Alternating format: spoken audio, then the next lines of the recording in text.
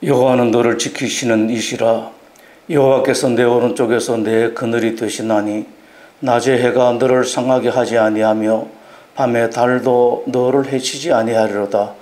여호와께서 너를 지켜 모든 환난을 면하게 하시며 또 내 영혼을 지키시리로다. 여호와께서 너의 출입을 지금부터 영원까지 지키시리로다. 아멘. 하나님은 여기시리 예배하는 자가 영과 진리로 예배할지니라. 아멘.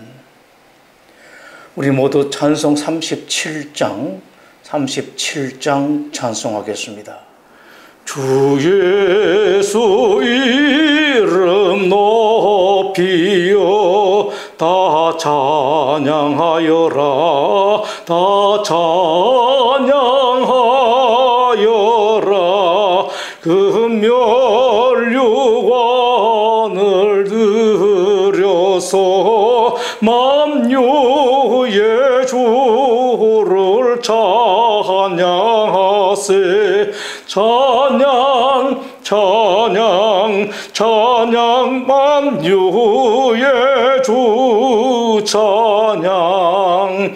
주 예수 당한 고난을 못 잊을 죄이나 못 잊을 죄이나 내 귀한 법에 바쳐서 만유의 주를 찬양하세.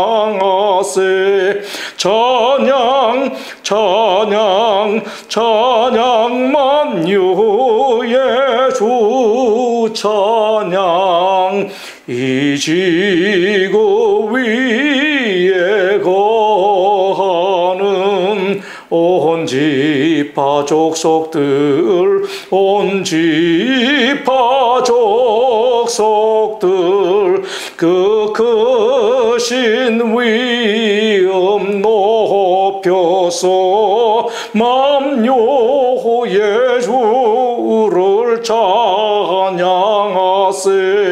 찬양 찬양 찬양 만유의 주 찬양. 주 믿는 성도 다 함께 주 앞에 엎드려 주 앞에 엎드려 무궁한 노래 불러서 만유의 주를 찬양하세. 찬양 찬양 찬양 만유의 주 찬양.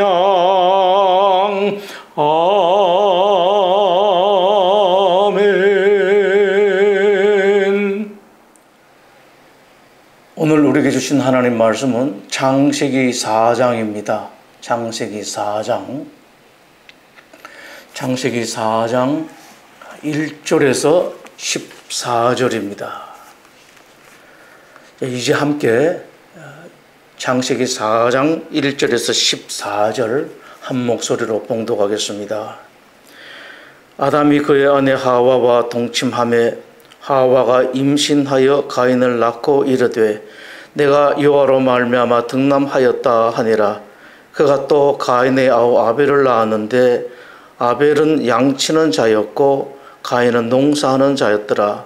세월이 지난 후에 가인은 땅의 소산으로 제물을 삼아 여호와께 드렸고 아벨은 자기도 양의 첫 새끼와 그 기름으로 드렸더니 여호와께서 아벨과 그의 제물은 받으셨으나 가인과 그의 제물은 받지 아니하시니라. 가인이 몹시 분하여 안색이 변하여 여호와께서 가인에게 이르시되 내가 분하여 함은 어찌 됨이며 안색이 변함은 어찌 됨이냐. 내가 선을 행하면 어찌 낯을 들지 못하겠느냐. 선을 행하지 아니하면 죄가 문에 엎드려 있느니라. 죄가 너를 원하나 너는 죄를 다스릴지니라.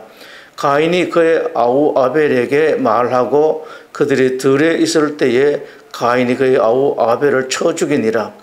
여호와께서 가인에게 이르시되 내 아우 아벨이 어디 있느냐? 그가 이르되 내가 알지 못하나이다. 내가 아우를 지키는 자니까. 이르시되 내가 무엇을 하였느냐? 내 아우의 핏소리가 땅에서부터 내게 호소하느니라. 땅이 그 입을 벌려 내 손에서부터 내 아우의 피를 받았은즉 내가 땅에서 저주를 받으리니 내가 밭을 갈아도 땅이 다시는 그 효력을 내게 주지 아니할 것이요 너는 땅에서 피하여 유리하는 자가 되리라. 가인이 여호와께 아뢰되 내 죄벌이 지기가 너무 무거우니이다. 주께서 오늘 이 지면에서 나를 쫓아내시온즉 내가 주의 낯을 배웁지 못하리니 내가 땅에서 피하며 유리하는 자가 될지라. 무릇 나를 만나는 자마다 나를 죽이겠나이다. 아멘. 인생 살다 보면 이런 일 저런 일 참으로 여러 가지 일이 있을 수가 있습니다. 억울한 일도 있고 가슴 아픈 일도 있고 원통한 일도 있습니다. 그 중에서도 버림받는 일만큼 힘든 일도 없습니다. 사랑하는 사람으로부터 버림받는 일, 믿던 사람에게 배신당하는 일, 흔히 세상에서는 그렇게 말하죠. 뒤통수 맞았다라고 말합니다. 다른 사람들은 좋은 거 다 받았는데 까닭 없이 나만 받지 못하는 경우도 있습니다. 다른 형제들은 부모님의 사랑을 받았는데 자기는 받지 못한 일도 있죠. 자기나 동생이나 언니보다 똑같이 사랑받지 못할 이유가 없는데 자기 혼자만 부모님의 사랑받지 못하는 본인 생각이겠습니다만 그럴 수가 있습니다. 자라서는 동생은 좋은 남편 만나고 자기보다 더 잘 살기도 하고 아이들은 좋은 대학 들어가고 동생 가정은 화목한데 나는 뭐 하나 제대로 되는 일이 없는 그런 일도 있을 수가 있습니다. 나도 열심히 일을 했는데 저 사람만 인정을 받고 나는 인정받지 못하는 그런 일도 있습니다. 정말로 분통 터지는 일이고 그런 일이 있을 때에 그 누구에게도 하소연을 하지도 못합니다. 차라리 누구에게 하소연할 수만 있으면 그것도 좀 덜한데 이 버림받은 마음이 얼마나 고통스러운지 당해보지 않으면 알지를 못합니다. 그런데 여러분, 하나님이 이 사람들의 버림받은 마음을 많이 아파하셨습니다. 버림받은 그 고통을 함께하기 위해서 하나님께서 친히 이 땅에 내려오셔서 당신도 버림받으셨습니다. 이사야 53장에 그것을 말씀합니다. 그는 주 앞에서 자라나기를 연한 순 같고 마른 땅에서 나온 뿌리 같아서 고운 모양도 없고 풍채도 없은즉 우리가 보기에 흠모할 만한 아름다운 것이 없도다. 그는 멸시를 받아 사람들에게 버림받았으며 간고를 많이 겪었으며 질고를 아는 자라. 마치 사람들이 그에게서 얼굴을 가리는 것 같이 멸시를 당하였고 우리도 그를 귀히 여기지 아니하였도다. 이 땅에 내려오신 하나님이신 예수님께서 사람들에게 버림받으셨습니다. 마지막에 그렇게 따르던 사람들이 많이 버리고 갔죠. 재판을 받습니다. 로마 총독 빌라도가 모인 사람들에게 말하죠. 그 이방인인 빌라도까지도, 로마 사람인 빌라도까지도 예수님을 놓아주려고 작정해서 물었던 것입니다. 그러면 내가 예수를 어떻게 했으면 좋겠습니까? 라고 물었더니만 그들이 말합니다. 성경이 이렇게 기록하고 있습니다. 그들이 다 이르되 십자가에 못 박혀야 하겠나이다. 예수님은 사람들에게뿐만 아니라 하나님께도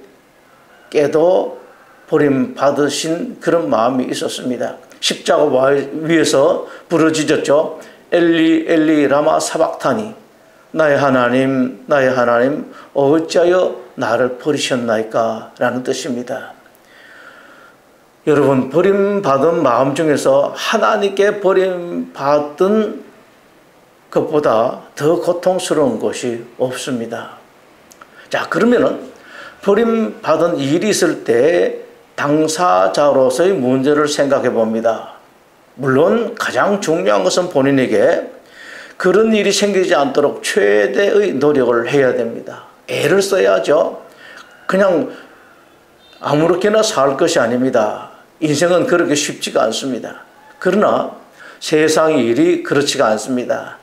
자기가 잘못해서 그럴 수도 있겠습니다만은 아무리 주의해도 어쩔 수 없을 때가 있습니다. 바로 한다고 했는데 사실은 그게 아닐 수도 있고요. 때로는 오해를 받아 그런 일을 당할 수도 있습니다. 그런 일이 있을 때 어떻게 해야 되겠습니까? 오늘 성경 본문은 이에 대해서 좋은 가르침을 주십니다.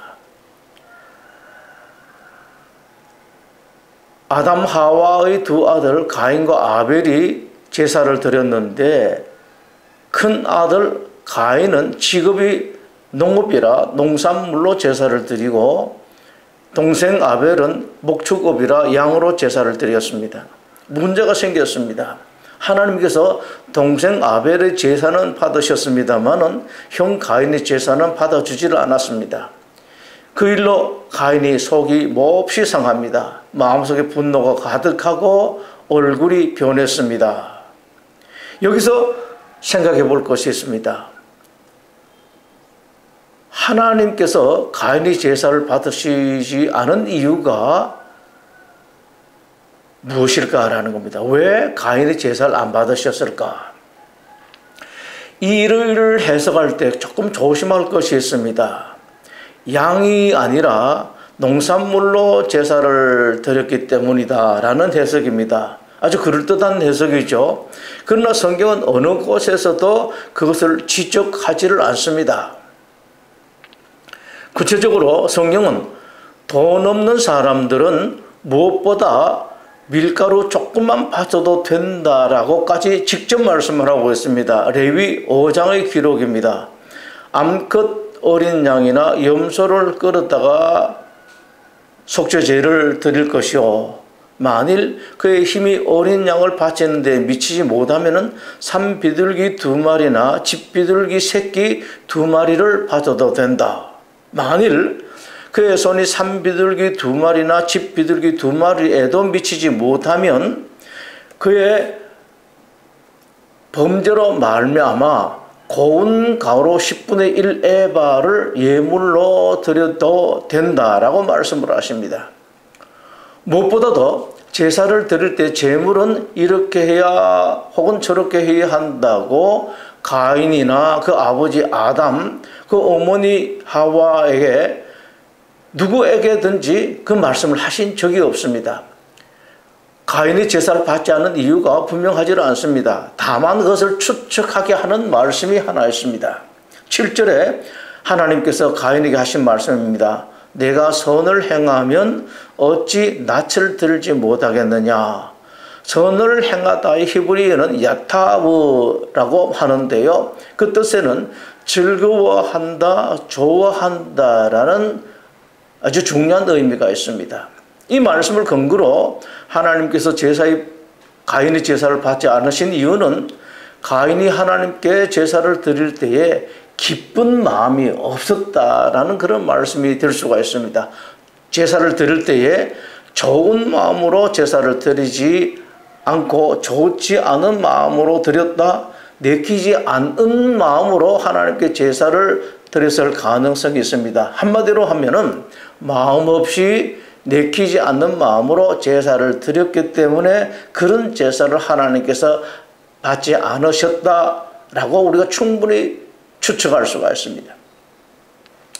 하나님께서 가인의 제사를 받지 않으신 것은 마음입니다. 마음 없는 제사를 드렸기 때문일 가능성이 무척 큽니다. 마음. 성경 전체에서 마음이란 말이 1000번 이상이나 등장을 합니다. 성경 처음부터 끝까지 어마어마하게 마음을 중요하게 말씀하시는데 하나님께서 여러분들에게 가장 원하시는 것이 여러분들의 마음입니다. 이것은 인간 세상에도 똑같습니다. 아주 오래된 대중가요 가사에 이런 것이 있습니다. 안 들려 안 들려 마음 없이 부르는 소리는 안 들려 안 들려 아무리 소리쳐 불러도 안 들려 아무리 불러도 목소리 높여 소리쳐도 마음 없이 부르는 소리는 듣기 싫다라는 말입니다. 충분히 이해가 갑니다. 하나님께서 사람들에게 마음을 달라고 무척이나 많이 말씀을 하십니다. 그러시는 까닭이 있습니다. 사람들이 하나님을 대할 때 마음이 없습니다. 하나님을 찾는 것은 단지 하나님이 필요할 때뿐이고 돈 받을 일이 있을 때에나 하나님을 찾습니다. 마음이 없습니다. 여러분들이 잘 아시는 아낌없이 주는 나무 이야기가 이것을 정말로 잘 말합니다. 그 나무에게는 사랑하는 한 소년이 있었습니다. 소년은 매일같이 나무에게로 와서 놀았습니다. 나무는 마냥 행복했습니다. 세월이 흘러갔습니다. 소년의 나이가 많아짐에 따라 나무는 소년 없이 있는 시간이 점점 많아졌습니다. 그러던 어느 날 오랜만에 소년이 나무를 찾아왔습니다. 나무는 너무 반가웠습니다. 그런데 나무를 찾아온 아이가 하는 말이 이것이었습니다. 돈이 필요해. 소년을 너무 사랑하는 나무가 말합니다. 내 열매를 따다 팔면은 되지 않겠니? 소년은 나무에 올라가 열매를 다 따 가지고는 떠나버렸습니다. 오랜 뒤에 어느 날 소년이 나무에게 돌아왔습니다. 나무가 너무 반가웠습니다. 너무 기뻤습니다. 그런데 오랜만에 돌아온 소년이 하는 말이 이것입니다. 아내와 아이들을 위해서 집 지을 제목이 필요해. 나무가 말하죠. 내 가지들을 베어가면 집을 지을 수 있을 거야. 소년은 나무의 가지들을 잘라서 가버렸습니다. 또다시 많은 세월이 지난 어느 날 소년이 돌아왔습니다. 여전히 또 부탁만 합니다. 멀리 갈 일이 있어서 배가 필요해. 나무가 씁쓸한 마음으로 말합니다. 내 몸 기둥을 잘라서 배를 만들면 되지 않겠니? 소년은 나무 기둥을 잘라 가지고 가버리고 말았습니다. 아주 오랜 세월이 지난 어느 날 소년이 다시 돌아왔습니다. 그래도 나무는 그 소년이 반가웠습니다. 그러나 이 말밖에 할 수가 없었습니다. 얘야 미안하다. 이젠 줄 것이 아무것도 남지 않았구나. 미안해. 이제 나에게 남은 건 밑둥뿐이구나. 이 소년이 오늘날 인간들의 모습인 것 같습니다. 마음이 없습니다. 필요할 때만 하나님을 찾습니다. 이런 세상에 정말로 하나님께서 사랑하실 만한 사람이 있었습니다. 추후 156년 날짜까지 정확하게 나와 있습니다. 2월 2일 서머나 교회의 지도자 폴리캅이 체포되어서 처형당할 위기에 처해집니다. 체포의 원인은 폴리캅이 로마 황제 신상에 참배하지 않았던 이유입니다. 그러나 폴리캅의 인격과 덕목을 흠모하던 총독은 폴리캅에게 말합니다. 예수를 욕하고 황제의 신상에 절하면 당장이라도 풀어주겠다. 그러자 폴리캅이 말합니다. 총독님, 86년 동안 내가 섬겨온 주님은 한 번도 나를 버리시지 않았습니다. 그런데 내가 살겠다고 어찌 그분을 모독할 수가 있겠습니까? 폴리캅은 참혹한 순교를 당하고 말았습니다. 하나님도 사람들도 진정으로 원하는 것은 이런 사람입니다. 이런 마음입니다. 이제 생각할 것은 버림받는 일, 참으로 사람들이 나를 버리는 일이 있을 때에 그런 나는 어떻게 해야 되는가? 그런 일이 있을 때 맨 먼저 할 것이 있습니다. 이유가 뭔지는 모르겠지만은 인생 살다 보면은 그럴 수도 있다라는 생각입니다. 세상 크게 잘못 산 게 없는데 암에 걸리는 일이 있습니다.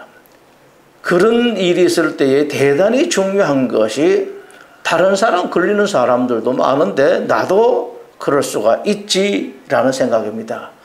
최근에 우리 집사님 한 분이 책을 한 권 보내왔는데 거기 보면은 의사와 환자 이야기가 많은데 거기도 그 이야기가 많이 나오고 있습니다. 암이 생겼을 때, 그런 일이 생겼을 때에 어떻게 생각하고 어떻게 해야 하는 것이 좋은가. 그 다음에 얼른 자기 자신을 돌아봐야 됩니다. 내가 뭘 잘못한 것이 있는가? 내가 뭘 잘못했을까라는 생각입니다. 이런 일이 있을 때에 여러분 모두가 잘 알아야 할 것이 있습니다. 하나님은 아무 이유 없이 그러실 분이 아니다라는 겁니다. 어떤 일이 있을 때에 하나님께서 반드시 이유가 있기 때문에 그러셨다는 사실, 이것을 생각해야 됩니다. 뭔가 나에게 잘못이 있지는 않을까? 혹은 하나님께서 정반대로 복을 주시기 위해서 그러실 수도 있습니다. 이것을 생각해 봐야 합니다. 얼른 자기 자신을 돌아보고 생각해보고 혹시라도 그런 일이 있을 때에 회개를 하고 하나님께 용서를 구합니다. 그리고 아무리 생각해봐도 내가 뭘 잘못했는지 모를 때는 하나님께 직접 물어보면 됩니다. 항상 하나님은 여러분들이 물어볼 것에 대비하고 기다리고 계십니다. 하나님, 제가 뭔가 잘못한 것이 있는가 본데 아무리 생각해봐도 모르겠습니다. 가르치시면은 다음부터는 틀림없이 잘하겠습니다. 이렇게 하면 여러분, 하나님께서 너무 좋아하십니다. 어쩌면 처음부터 잘한 사람보다 더 좋아하실 수도 있습니다. 가인이 그랬어야 됐습니다. 자기 제사를 받아주지 않으셨다고 화내고 얼굴 붉힐 것이 아니라 깊이 생각을 하고 자기를 돌아보고 돌이켰으면 됩니다. 그게 아니라면 하나님께 물어봤으면 됩니다. 하나님, 제 제사는 왜 안 받아주셨습니까? 라고 하면은 가인의 인생이 바뀌었을 것입니다. 이런 가인에게 하나님께서 말씀하시는 것이 6절, 7절이었습니다. 여호와께서 가인에게 이르시되 내가 분하여 함은 어찌 됨이며 안색이 변함은 어찌 됨이냐? 내가 선을 행하면 어찌 낯을 들지 못하겠느냐? 선을 행하지 아니하면 죄가 문에 엎드려 있느니라. 죄가 너를 원하나 너는 죄를 다스릴지니라. 기회를 주신 것입니다. 가인에게. 그러나 가인은 더 악한 길로 갑니다. 돌이킬 수 없는 죄를 짓고 맙니다. 8절입니다. 가인이 그의 아우 아벨에게 말하고 그들이 들에 있을 때에 가인이 그의 아우 아벨을 쳐 죽이니라.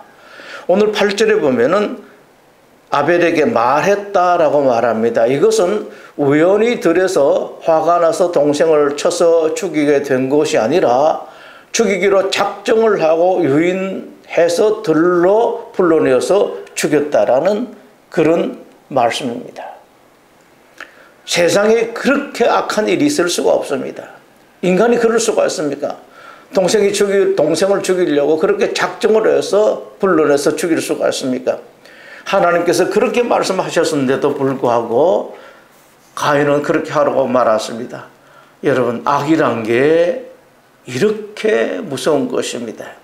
악이 한번 붙들리면 빠져나오기가 너무도 어렵습니다. 여러 가지 악이 있는데 악이 한번 붙들리면은, 죄에 한번 붙들리면은 그렇게 되었습니다. 혹시라도 악에 붙들렸다, 죄에 빠졌다 생각되면 얼른 빠져나와야 됩니다. 여러분, 얼른 벗어나와야 됩니다. 빠져나올 수 있는 길을 여러분 잘 아십시오. 내 결심하고 이렇게 하겠다고 될 일이 아닙니다. 하나님 붙들어야 됩니다. 하나님을 붙들고 빠져나와야 됩니다.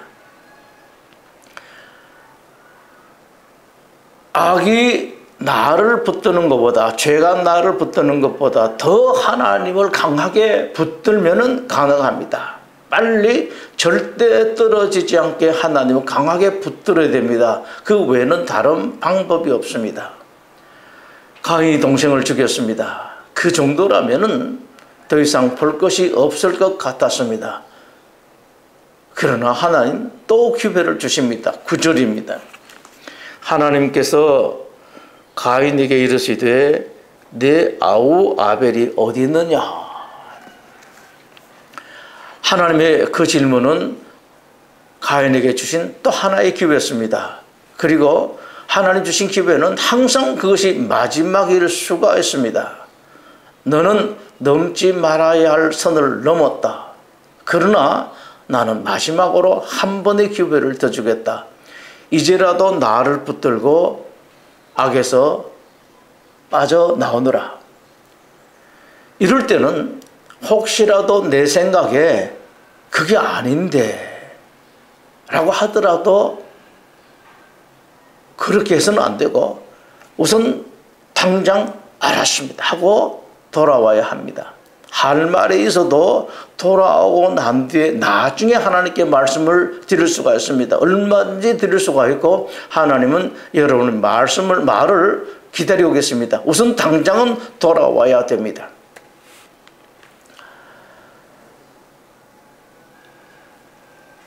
가인이 끝내 돌아오지 않습니다. 하나님의 자비로운 손길을 뿌리치고 맙니다. 9절 뒤에 부분입니다. 그가 이르되 내가 알지 못하나이다. 내가 내 아우를 지키는 자니까. 말도 참 못되게 하죠. 어쩔 수 없이 하나님께서 마지막 심판을 하십니다. 11절 말씀입니다. 땅이 그 입을 벌려 내 손에서부터 내 아우의 피를 받았은즉 내가 땅에서 저주를 받으리니 내가 밭을 갈아도 땅이 다시는 그 효력을 내게 주지 아니할 것이요 너는 땅에서 피하여 유리하는 자가 될 것이다. 이 심판 선언에 가인이 아차 싶었습니다. 13절입니다.